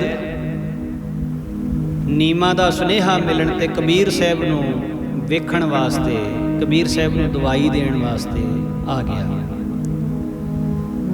ਜਦੋਂ ਦਵਾਈ ਦੇਣ ਵਾਸਤੇ ਆਇਆ ਤੇ ਦੂਰੋਂ ਵੇਖ ਕੇ ਕਹੀ ਜਾਵੇ ਕੁਝ ਨਹੀਂ ਹੋਇਆ ਇਹਨੂੰ, ਇਹ ਤੇ ਐਵੇਂ ਹੀ ਸਰੀਰ ਦਾ ਇਹਨੂੰ ਰੋਗ ਕੋਈ ਨਹੀਂ, ਇਹਦੀਆਂ ਅੱਖਾਂ ਦੱਸਦੀਆਂ ਨੇ, ਇਹਦਾ ਚਿਹਰਾ ਦੱਸਦਾ ਹੈ, ਇਹਨੂੰ ਕੋਈ ਰੋਗ ਨਹੀਂ ਹੈ। ਤੇ ਨੀਮਾ ਕਹਿੰਦੀ ਹੈ ਤੁਸੀਂ ਇਹਦੀ ਨਬਜ਼ ਵੇਖੋ। ਹੁਣ ਉਹ ਹੱਥ ਲਾ ਕੇ ਰਾਜੀ ਨਹੀਂ ਸੀ, ਪਰ ਫਿਰ ਡਰਦੇ ਡਰਦੇ ਨੇ ਕਬੀਰ ਸਾਹਿਬ ਜੀ ਦੀ ਬਾਂਹ ਫੜੀ, ਨਬਜ਼ ਵੇਖੀ। ਨਬਜ਼ ਵੇਖਦਾ ਹੋਇਆ ਵੀ ਬੁੜਬੁੜ ਕਰੀ ਜਾਂਦਾ, ਇਹਨੂੰ ਕੁਝ ਨਹੀਂ ਹੋਇਆ, ਇਹਨੂੰ ਸਰੀਰ ਦਾ ਰੋਗ ਕੋਈ ਨਹੀਂ ਹੈ, ਇਹਨੂੰ ਮਾਨਸਿਕ ਰੋਗ ਚਿੰਬੜਿਆ ਲੱਗਦਾ ਹੈ।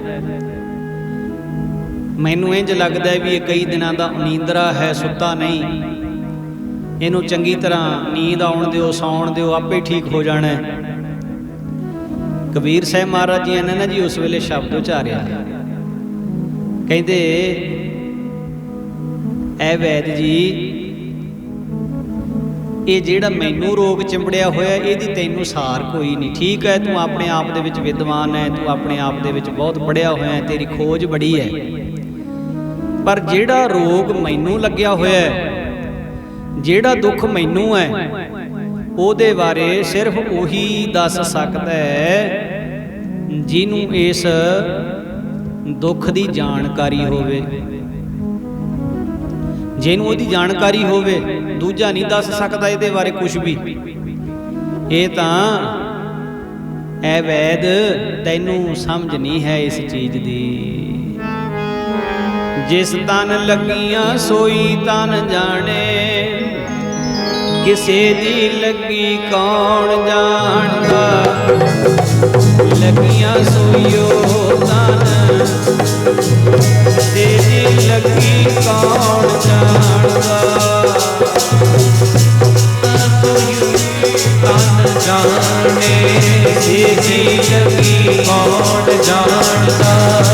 ਜਿਸ ਤਨ ਲੱਗੀਆਂ ਸੋਈ ਤਨ ਜਾਣੇ, ਕਿਸੇ ਦੀ ਲੱਗੀ ਕੌਣ ਜਾਣਦਾ।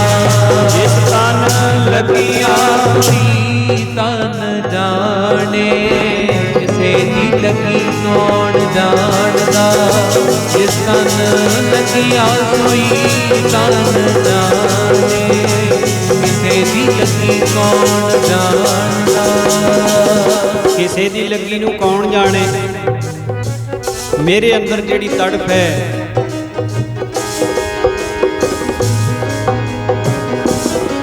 ਜਦੋਂ ਇਹ ਪ੍ਰਸੰਗ ਮਹਾਂਪੁਰਖ ਸੁਣਾਇਆ ਕਰਦੇ ਸੀ ਤੇ ਉਹ ਧਾਰਨਾ ਪੜ੍ਹਦੇ ਹੁੰਦੇ ਸੀ, ਪ੍ਰੇਮ ਨਾਲ ਪੜ੍ਹਿਓ ਸਾਰੇ।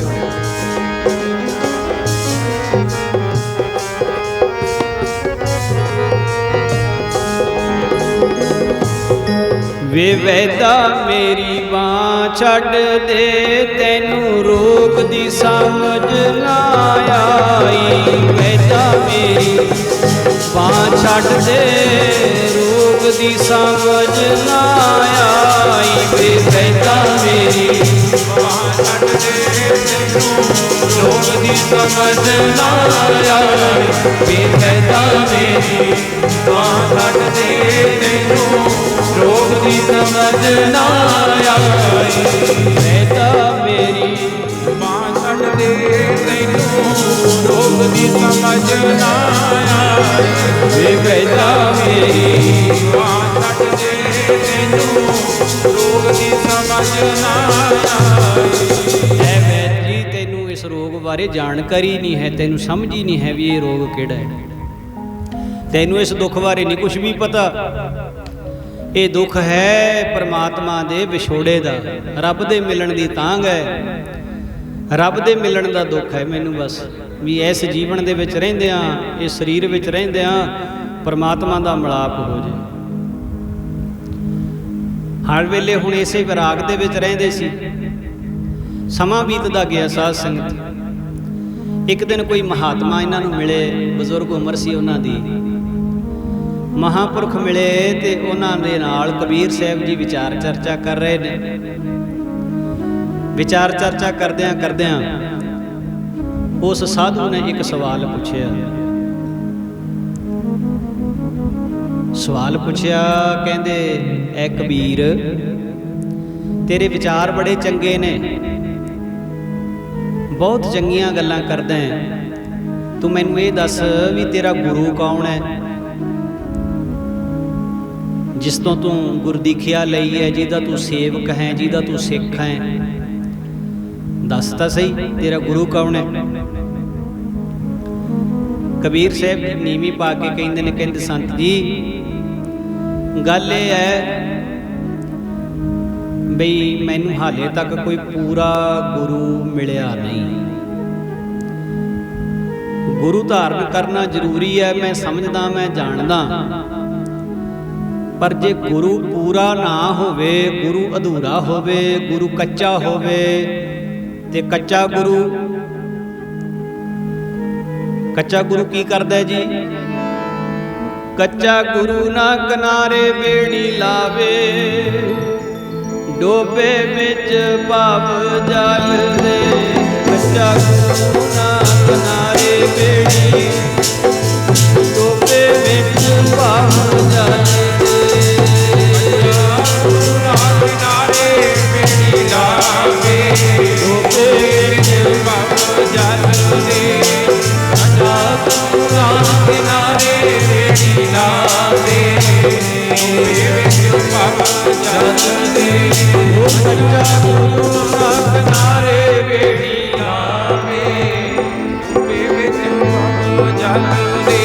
ਕੱਚਾ ਗੁਰੂ ਨਾ ਕਿਨਾਰੇ ਬੇੜੀ ਲਾਵੇ, ਡੋਬੇ ਵਿੱਚ ਭਵ ਜਲ ਦੇ। ਕੱਚਾ ਗੁਰੂ ਨਾ ਕਿਨਾਰੇ ਬੇੜੀ ਲਾਵੇ, ਨੀ ਕਿਨਾਰੇ ਬੇੜੀ ਲਾਵੇ, ਡੋਬੇ ਵਿੱਚ ਭਵ ਜਲ ਦੇ। ਕੱਚਾ ਗੁਰੂ ਨਾ ਕਿਨਾਰੇ ਬੇੜੀ ਲਾਵੇ, ਡੋਬੇ ਵਿੱਚ ਭਵ ਜਲ ਦੇ। ਕੱਚਾ ਗੁਰੂ ਨਾ ਕਿਨਾਰੇ ਬੇੜੀ ਲਾਵੇ, ਡੋਬੇ ਵਿੱਚ ਭਵ ਜਲ ਦੇ। ਕੱਚਾ ਗੁਰੂ ਨਾ ਕਿਨਾਰੇ ਬੇੜੀ ਲਾਵੇ, ਡੋਬੇ ਵਿੱਚ ਭਵ ਜਲ ਦੇ। ਕੱਚਾ ਗੁਰੂ ਨਾ ਕਿਨਾਰੇ ਬੇੜੀ ਲਾਵੇ, ਡੋਬੇ ਵਿੱਚ ਭਵ ਜਲ ਦੇ। ਕੱਚਾ ਗੁਰੂ ਨਾ ਕਿਨਾਰੇ ਬੇੜੀ ਲਾਵੇ, ਡੋਬੇ ਵਿੱਚ ਭਵ ਜਲ ਦੇ। ਕੱਚਾ ਗੁਰੂ ਹੋਵੇ, ਕਬੀਰ ਸਾਹਿਬ ਕਹਿੰਦੇ ਕੱਚਾ ਤਾਂ ਆਪ ਵੀ ਡੁੱਬਿਆ ਹੁੰਦਾ, ਆਪਦੇ ਸੇਵਕ ਨੂੰ ਵੀ ਡੋਬ ਦਿੰਦਾ ਹੈ। ਗੁਰੂ ਹੋਵੇ ਤਾਂ ਪੂਰਾ ਹੋਵੇ, ਅਧੂਰਾ ਨਾ ਹੋਵੇ। ਕਹਿੰਦੇ ਮੈਂ ਜਾਣਦਾ, ਮੈਂ ਸਮਝਦਾ ਵੀ ਗੁਰੂ ਵਾਲਾ ਬਣਨਾ ਤਾਂ ਜ਼ਰੂਰੀ ਆ, ਪਰ ਮੈਨੂੰ ਕੋਈ ਪੂਰਾ ਨਹੀਂ ਮਿਲਿਆ, ਤੇ ਇਸ ਕਰਕੇ ਮੈਂ ਹਾਲੇ ਨਿਗੁਰਾਈ ਤੁਰਿਆ ਫਿਰਦਾ।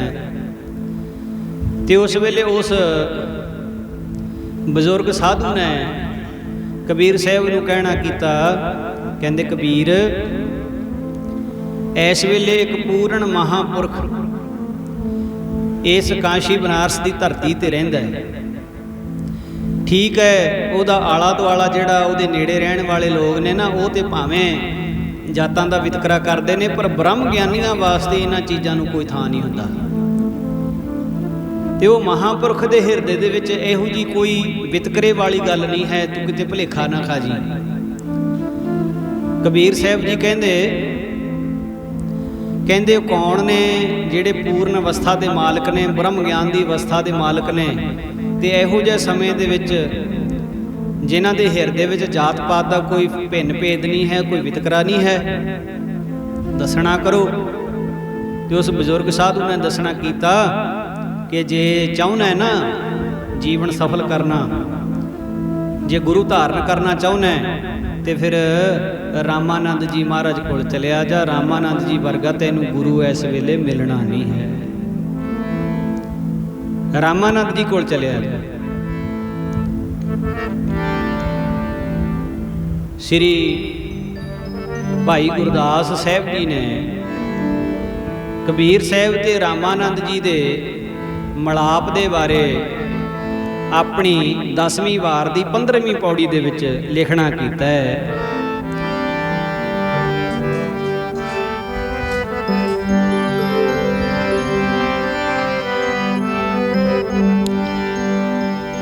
जी होए बेरकत बनारसी,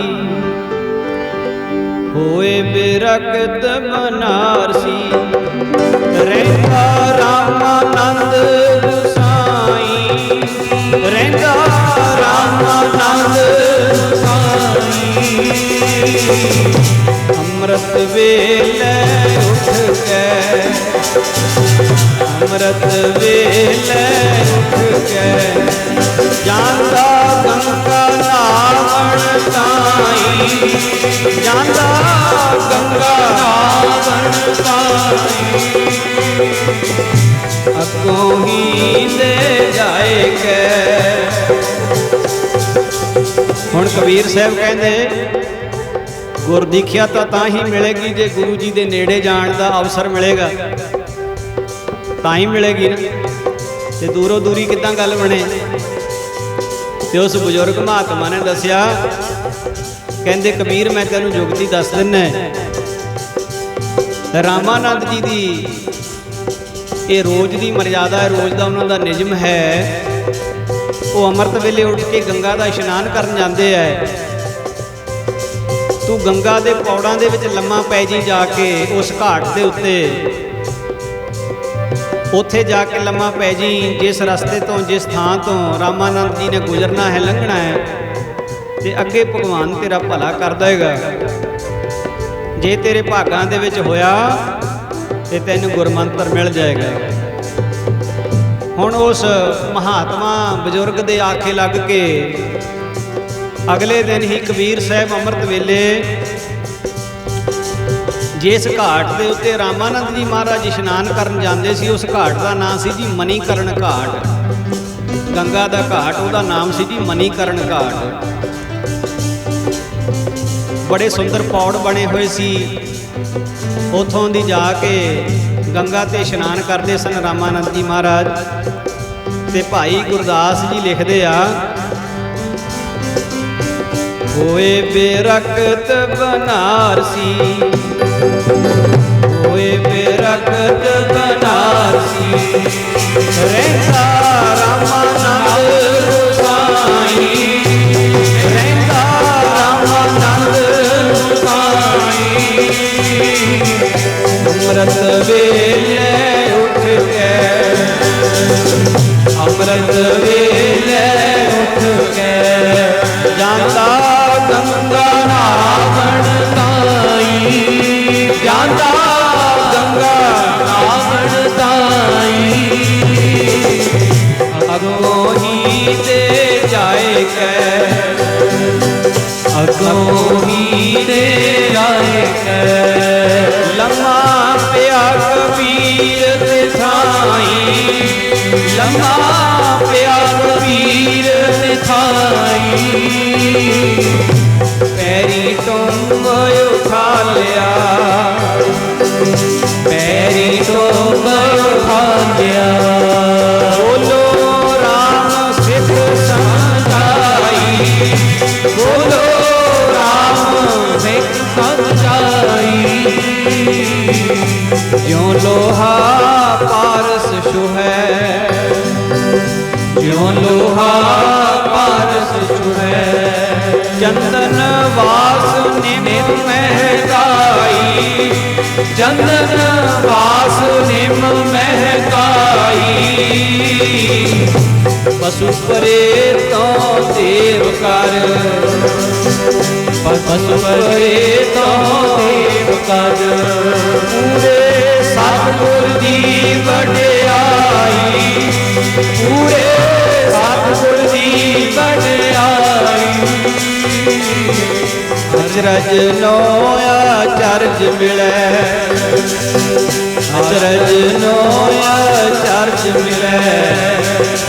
ਵਿਸਮਾਤੈ ਵਿਸਮਾਦ ਮਿਲਾਈ, ਵਿਸਮਾਤੈ ਵਿਸਮਾਦ ਮਿਲਾਈ। ਚਰਣਾ ਚਰਦਾ ਨੇਚਰੋਂ, ਚਰਣਾ ਚਰਦਾ ਨੇਚਰੋਂ। ਗੁਰਮੁਖ ਬਾਣੀ ਅਘੜ ਕੜਾਈ, ਗੁਰਮੁਖ ਬਾਣੀ ਅਘੜ ਕੜਾਈ। ਚਰਣਾ ਚਰਦਾ ਨੇਚਰੋਂ, ਚਰਣਾ ਚਰਦਾ ਨੇਚਰੋਂ। ਗੁਰਮੁਖ ਬਾਣੀ ਅਘੜ ਕੜਾਈ। ਰਾਮ ਕਬੀਰ ਭੇਦ ਨ ਪਾਈ, ਰਾਮ ਕਬੀਰ ਭੇਦ ਨ ਪਾਈ। ਹੋਏ ਬਿਰਗਤ ਬਨਾਰਸੀ, ਹੋਏ ਬਿਰਗਤ ਬਨਾਰਸੀ। ਰਹਿੰਦਾ ਰਾਮਾਨੰਦ ਸਾਈ, ਰਹਿੰਦਾ ਰਾਮਾਨੰਦ ਸਾਈ। ਹੋਏ ਬਿਰਗਤ ਬਨਾਰਸੀ। ਭਾਈ ਗੁਰਦਾਸ ਜੀ ਲਿਖਦੇ ਕਹਿੰਦੇ ਹੋਏ ਬਿਰਗਤ ਬਨਾਰਸੀ, ਰਹਿੰਦਾ ਰਾਮਾਨੰਦ ਗੁਸਾਈ। ਰਾਮਾਨੰਦ ਜੀ ਗੁਸਾਈ ਮਹਾਨ ਮਹਾਂਪੁਰਸ਼ ਬ੍ਰਹਮ ਗਿਆਨੀ ਬਨਾਰਸ ਦੇ ਵਿੱਚ ਰਹਿੰਦੇ, ਕਾਸ਼ੀ ਦੀ ਧਰਤੀ ਤੇ। ਉਹਨਾਂ ਦਾ ਨਿਯਮ ਸੀ ਅੰਮ੍ਰਿਤ ਵੇਲੇ ਉੱਠ ਕੇ ਜਾਂਦਾ ਗੰਗਾ ਨਹਾਉਣ, ਤਾਂ ਹੀ ਗੰਗਾ ਇਸ਼ਨਾਨ ਕਰਨ ਜਾਂਦੇ ਸੀ। ਹੁਣ ਉਸ ਮਹਾਤਮਾ ਦੀ ਦਸੀ ਜੁਗਤ ਅਨੁਸਾਰ ਕਬੀਰ ਸਾਹਿਬ ਪੌੜੀਆਂ 'ਚ ਜਾ ਕੇ ਲੰਮੇ ਪੈ ਗਏ। ਅੱਗੋਂ ਹੀ ਦੇ ਜਾਏ ਕੇ ਲੰਮਾ ਪਿਆ ਕਬੀਰ ਤਥਾਈ, ਉਸ ਥਾਂ ਤੇ ਕਬੀਰ ਜੀ ਲੰਮੇ ਪੈ ਗਏ ਜਾ ਕੇ। ਜਿਸ ਵੇਲੇ ਅੰਮ੍ਰਿਤ ਵੇਲੇ ਵੱਡੇ ਤੜਕੇ ਰਾਮਾਨੰਦ ਜੀ ਮਹਾਰਾਜ ਇਸ਼ਨਾਨ ਕਰਨ ਵਾਸਤੇ ਆਏ। ਰਾਮਾਨੰਦ ਜੀ ਆਏ ਤੇ ਉਹਨਾਂ ਦਾ ਪੈਰ ਵੱਜਿਆ ਤੇ ਕੀ ਕਹਿੰਦੇ ਆ ਉਤੋਂ, ਹੁਣ ਜਦੋਂ ਪੈਰ ਵੱਜਿਆ ਬੋਲੋ ਰਾਮ ਸਿੱਖ ਸਮਝਾਈ। ਰਾਮਾਨੰਦ ਜੀ ਮਾਰੇ ਕਹਿੰਦੇ ਉੱਠ ਭਾਈ ਰਾਮ ਕੇ ਰਾਮ ਕਹੋ, ਉੱਠ ਭਾਈ ਸੌਣ ਦਾ ਸਮਾਂ ਨਹੀਂ ਹੈ, ਉੱਠ ਰਾਮ ਜਪ ਕਹੋ ਰਾਮ। ਰਾਮਾਨੰਦ ਜੀ ਨੇ ਰਾਮ ਕਹਾਇਆ ਤੇ ਕਬੀਰ ਸਾਹਿਬ ਮਹਾਰਾਜ ਨੇ ਅੱਗੇ ਰਾਮ ਕਿਹਾ। ਕਹਿੰਦੇ ਜਿਉਂ ਲੋਹਾ ਪਾਰਸ ਛੋਹ ਹੈ, ਜਿਸ ਤਰ੍ਹਾਂ ਲੋਹਾ ਪਾਰਸ ਨੂੰ ਛੋਹ ਜਾਂਦਾ ਹੈ, ਕਹਿੰਦੇ ਲੋਹਾ ਕੰਚਨ ਬਣ ਜਾਂਦਾ ਹੈ। ਇਹਦਾ ਮਹਾਂਪੁਰਖ ਵੀ ਜਿਹੜੇ ਹੁੰਦੇ ਨੇ ਨਾ ਬਈ ਸਤਿਗੁਰ ਮਹਾਂਪੁਰਖ ਹਨ ਪਾਰਸ ਕੰਚਨ ਕਰਦੇ ਲੋਹੇ। ਸਤਿਗੁਰ ਮਹਾਂਪੁਰਖ ਹਨ ਕੰਚਨ ਕਰਦੇ ਲੋਹੇ। ਸਤਿਗੁਰ ਮਹਾਂਪੁਰਖ ਹਨ ਪਾਰਸ ਕੰਚਨ ਕਰਦੇ ਲੋਹੇ। ਸਤਿਗੁਰ ਮਹਾਂਪੁਰਖ ਹਨ ਪਾਰਸ ਕੰਚਨ ਕਰਦੇ ਲੋਹੇ। ਸਤਿਗੁਰ ਮਹਾਂਪੁਰਖ ਹਨ ਪਾਰਸ ਕੰਚਨ ਕਰਦੇ ਲੋਹੇ। ਸਤਿਗੁਰ ਮਹਾਂਪੁਰਖ ਹਨ ਪਾਰਸ ਕਰਦੇ ਲੋਹੇ। ਕੰਚਨ ਕਰਦੇ ਲੋਹੇ ਨੂੰ ਕਰਦੇ ਲੋਹੇ। ਕੰਚਨ ਕਰਦੇ ਲੋਹੇ ਨੂੰ ਜੀ, ਕੰਚਨ ਕਰਦੇ ਲੋਹੇ ਨੂੰ। ਕੰਚਨ ਕਰਦੇ ਲੋਹੇ ਨੂੰ, ਕੰਚਨ ਕਰਦੇ ਲੋਹੇ। ਕੰਚਨ ਕਰਦੇ ਲੋਹੇ ਨੂੰ, ਕੰਚਨ ਕਰਦੇ ਲੋਹੇ। ਕੰਚਨ ਕਰਦੇ ਲੋਹੇ ਨੂੰ ਕੰਚਨ ਕਰਦੇ ਲੋਹੇ। ਕੰਚਨ ਕਰਦੇ ਲੋਹੇ ਨੂੰ ਕੰਚਨ ਕਰਦੇ ਲੋਹੇ। ਸਤਿਗੁਰ ਮਹਾਂਪੁਰਖ ਹਨ ਪਾਰਸ ਕੰਚਨ ਕਰਦੇ ਲੋਹੇ। ਸਤਿਗੁਰ ਮਹਾਂਪੁਰਖ ਹਨ ਪਾਰਸ ਕੰਚਨ ਕਰਦੇ ਲੋਹੇ। ਸਤਿਗੁਰ ਮਹਾਂਪੁਰਖ ਪਾਰਸ ਕੰਚਨ ਕਰਦੇ ਲੋਹੇ। ਸਤਿਗੁਰ ਮਹਾਂਪੁਰਖ ਹਨ ਪਾਰਸ ਕੰਚਨ ਕਰਦੇ ਲੋਹੇ। ਸਤਿਗੁਰ ਮਹਾਂਪੁਰਖ ਹਨ ਪਾਰਸ ਕੰਚਨ ਕਰਦੇ ਲੋਹੇ ਨੂੰ। ਸਤਿਗੁਰ ਮਹਾਂਪੁਰਖ ਹਨ ਪਾਰਸ ਕੰਚਨ ਕਰਦੇ ਲੋਹੇ। ਜਿਵੇਂ ਪਾਰਸ ਛੋ ਜਾਵੇ ਤਾਂ ਲੋਹਾ ਸੋਨਾ ਬਣ ਜਾਂਦਾ ਹੈ, ਇਦਾਂ ਕਹਿੰਦੇ ਚੰਦਨ ਜਿਹੜਾ ਹੈ ਉਹ ਨਿੰਮ ਨੂੰ ਵੀ ਸੁਗੰਧਿਤ ਕਰ ਦਿੰਦਾ ਹੈ, ਨਿੰਮ ਦੇ ਵਿੱਚੋਂ ਵੀ ਸੁਗੰਧੀ ਆਉਣ ਲੱਗ ਪੈਂਦੀ ਹੈ। ਇਦਾਂ ਜਿਹੜਾ ਪੂਰੇ ਗੁਰੂ ਦਾ ਮਿਲਾਪ ਹੈ, ਪਸ਼ੂ ਪ੍ਰੇਤੋਂ ਦੇਵ ਕਰ ਪੂਰੇ ਸਤਿਗੁਰ ਦੀ ਵਡਿਆਈ, ਪੂਰੇ ਗੁਰੂ ਦੀ ਇਹ ਵਡਿਆਈ ਹੈ, ਉਹ ਪਸ਼ੂਆਂ ਪ੍ਰੇਤਾਂ ਤੋਂ ਵੀ ਦੇਵਤੇ ਬਣਾ ਦਿੰਦਾ ਹੈ। ਅਚਰਜ ਨੂੰ ਅਚਰਜ ਮਿਲੈ ਬਿਸਮਾਦੈ ਬਿਸਮਾਦ ਮਿਲਾਈ, ਝਰਨਾ ਚਰਦਾ ਨਿਝਰੋਂ ਗੁਰਮੁਖ ਬਾਣੀ ਅਕੜ ਕਢਾਈ, ਰਾਮ ਕਬੀਰੈ ਭੇਦ ਨਾ ਪਾਈ। ਹੁਣ ਕਬੀਰ ਸਾਹਿਬ ਜੀ ਮਹਾਰਾਜ ਜੋ ਗੁਰੂ ਤੋਂ ਮੰਤਰ ਮਿਲ ਗਿਆ, ਗੁਰ ਮੰਤਰ ਦੀ ਕਮਾਈ, ਬਸ ਦਿਨ ਰਾਤ ਦਿਨ ਰਾਤ ਦਿਨ ਰਾਤ ਰਾਮ ਰਾਮ ਰਾਮ ਰਾਮ ਰਾਮ ਰਾਮ ਲੱਗੇ ਹੋਏ ਆ, ਜੁੜੇ ਹੋਏ ਆ। ਗੁਰਮੁਖ ਪਿਆਰਿਓ, ਕਬੀਰ ਸਾਹਿਬ ਜੀ ਆਪਣੇ ਗੁਰੂ ਦੇ ਦੱਸੇ ਮੰਤਰ ਦਾ ਭਜਨ ਕਰੀ ਜਾਂਦੇ ਨੇ, ਸਿਮਰਨ ਕਰੀ ਜਾਂਦੇ ਆ। ਤੇ ਇੱਧਰ ਕਬੀਰ ਸਾਹਿਬ ਦੀ ਮਾਤਾ ਇਸ ਗੱਲੋਂ ਬੜੀ ਦੁਖੀ ਹੋ ਗਈ, ਤੰਗ ਹੋ ਗਈ। ਕਹਿੰਦੀ ਵੀ ਇਹ ਕੀ ਕੰਮ ਫੜ ਲਿਆ ਇਹਨੇ, ਜਬ ਕੀ ਮਾਲਾ ਲਈ ਨਪੂਤੇ ਤਬ ਤੇ ਸੁਖ ਨਾ ਪਇਓ। ਹੁਣ ਇਹ ਜਿਹੜੀ ਵਿਚਾਰ ਹੈ ਵੀ ਮਾਂ ਫਿਰ ਕਿਵੇਂ ਤਾਨੇ ਮਿਹਣੇ ਦਿੰਦੀ ਹੈ, ਜਾਂ ਕਬੀਰ ਸਾਹਿਬ ਜੀ ਆਪਣੀ ਕੀ ਦਸ਼ਾ ਦੱਸਦੇ ਹੈ, ਇਹ ਹੁਣ ਆਪਾਂ ਕੱਲ੍ਹ ਦੇ ਦੀਵਾਨ ਦੇ ਵਿੱਚ ਵਿਚਾਰ ਕਰਾਂਗੇ। ਹੁਣ ਸਮਾਂ ਇਜਾਜ਼ਤ ਨਹੀਂ ਦਿੰਦਾ। ਗੁਰੂ ਕਿਰਪਾ ਕਰੇ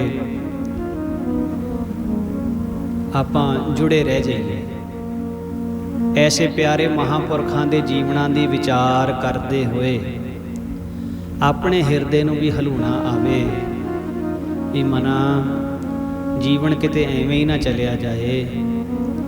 ਇਹ ਬੜਾ ਕੀਮਤੀ ਸਮਾਂ, ਕੀਮਤੀ ਜੀਵਨ ਹੈ, ਮੁੜ ਕੇ ਸਮਾਂ ਇਹ ਲੱਭਣਾ ਨਹੀਂ ਹੈ, ਮੁੜ ਕੇ ਸਮਾਂ ਲੱਭਣਾ ਨਹੀਂ ਹੈ। ਇਸ ਕਰਕੇ ਆਓ ਭਾਈ ਮਹਾਰਾਜ ਸਾਹਿਬ ਸੱਚੇ ਪਾਤਸ਼ਾਹ ਜੀ ਕਿਰਪਾ ਕਰਨ, ਇਸੇ ਤਰ੍ਹਾਂ ਮਹਾਰਾਜ ਦੇ ਪਿਆਰਿਆਂ ਦਾ ਜਸ ਕਰਦੇ ਰਹੀਏ, ਸੁਣਦੇ ਰਹੀਏ। ਹੋਈਆਂ ਬੇਅੰਤ ਭੁੱਲਾਂ ਦੀ ਮੁਆਫੀ ਬਖਸ਼ਣੀ। ਪਿਛਲੇ ਕਈ ਦਿਨਾਂ ਤੋਂ ਨੈਟਵਰਕ ਦੀ ਕਾਫੀ ਪ੍ਰੋਬਲਮ ਆਉਂਦੀ ਸੀ, ਹੁਣ ਥੋੜ੍ਹਾ ਜਿਹਾ ਹੱਲ ਹੋਇਆ ਮਸਲਾ। ਬਾਕੀ ਫਿਰ ਵੀ ਜੇ ਵੀਡੀਓ ਦੀ ਜਾਂ ਆਵਾਜ਼ ਦੀ ਕੋਈ ਦਿੱਕਤ ਸੰਗਤ ਨੂੰ ਕਿਸੇ ਤਰ੍ਹਾਂ ਦੀ ਵੀ ਆਉਂਦੀ ਹੋਵੇ ਤਾਂ ਆਪ ਜੀ ਜ਼ਰੂਰ ਸਾਨੂੰ ਦੱਸਣ ਦੀ ਕਿਰਪਾਲਤਾ ਕਰਨੀ ਜੀ, ਤਾਂ ਕਿ ਹੋਰ ਸੁਧਾਰ ਹੋ ਸਕੇ, ਆਪ ਸੰਗਤਾਂ ਦੀ ਸੇਵਾ ਦੇ ਵਿੱਚ ਸੁਚੱਜੇ ਤਰੀਕੇ ਦੇ ਨਾਲ ਜੁੜ ਸਕੀਏ, ਮਹਾਰਾਜ ਦਾ ਜਸ ਕਰ ਸਕੀਏ। ਜੇ ਮਹਾਰਾਜ ਦਾ ਜਸ ਕਰਾਂਗੇ ਤੇ ਫਿਰ ਕੀ ਹੋਏਗਾ ਜੀ, ਇਹ ਲੋਕ ਸੁਖੀਏ ਪਰਲੋਕ ਸੁਹੇਲੇ, ਨਾਨਕ ਹਰਿ ਪ੍ਰਭ ਆਪੇ ਮਿਲੇ। ਹੋਈਆਂ ਭੁੱਲਾਂ ਦੀ ਮੁਆਫੀ ਬਖਸ਼ ਦੇਣੀ ਜੀ। ਫਤਿਹ ਬੁਲਾਓ ਜੀ। ਵਾਹਿਗੁਰੂ ਜੀ ਕਾ ਖਾਲਸਾ, ਵਾਹਿਗੁਰੂ ਜੀ ਕੀ ਫਤਿਹ।